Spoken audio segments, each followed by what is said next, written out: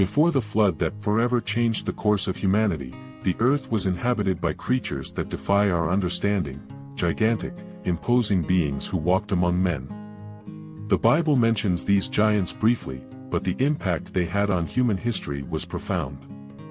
Who were these beings? Why did they exist?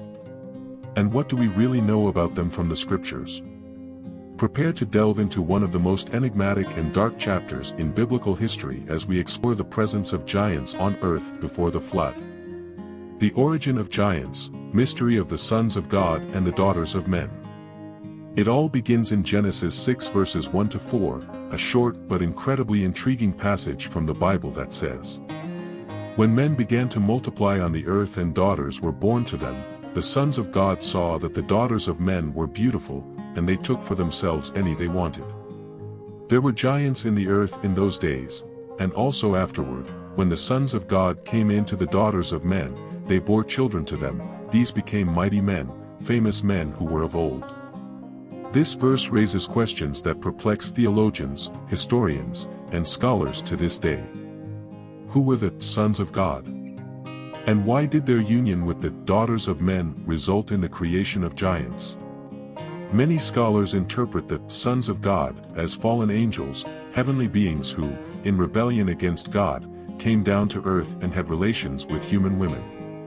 This forbidden union resulted in a hybrid race, the Nephilim, beings of supernatural strength and size, but also of deeply corrupted nature. Giants in the earth, the shadow of the Nephilim. The Nephilim were not simply humans of great stature, they represented something much darker. Large in size and powerful in strength, these giants were fearsome warriors, known for their brutality and violence. Imagine beings with physical abilities far beyond those of humans, capable of dominating battles, conquering territories and inspiring fear wherever they went. They were violent, insatiable and corrupted everything they touched. Ancient narratives suggest that these giants also had significant social influence.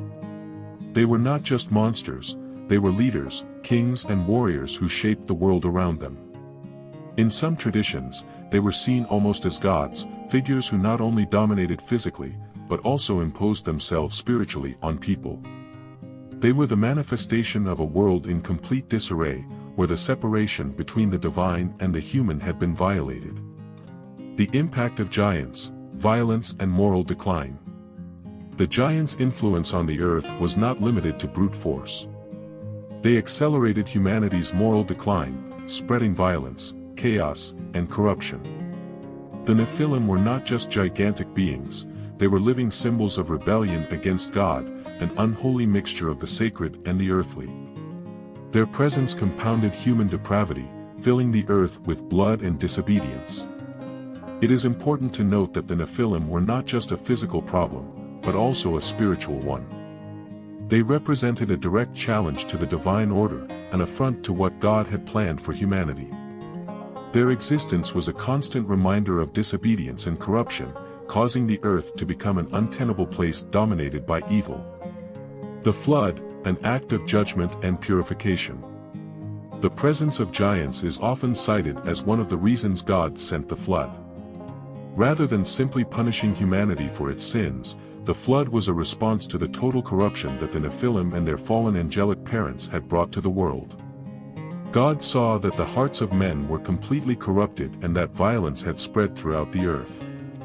The only solution was to start over. Imagine the magnitude of this act, God cleansing the earth not only of human evil, but also of these hybrid creatures that should never have existed. The flood was more than just a storm, it was a radical purification that swept the earth of all that was corrupt. The Nephilim, with their strength and violence, could not escape divine judgment. They were swept away by the raging waters, an eternal reminder that disobedience and mixing the sacred with the profane have grave consequences. Giants after the flood, the end of the Nephilim. But does the story of giants really end with the flood? The Bible suggests that it does not. Although the flood wiped out most of the Nephilim, other biblical passages mention the existence of giants after this event, such as Goliath, the Philistine giant faced by David.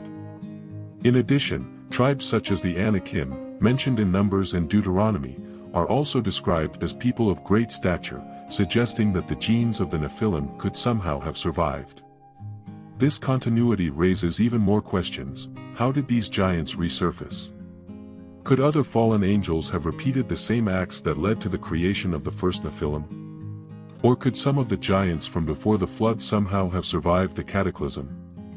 Although the Bible does not give us definitive answers, these questions continue to fuel the mystery and fascination surrounding these creatures. Final thoughts: the legacy of giants in human history. The story of giants on Earth before the flood is a powerful reminder of the dangers of crossing boundaries that should not be crossed. These beings represent more than a biblical curiosity. They are a symbol of rebellion, corruption, and the consequence of a humanity that strays from God's ways.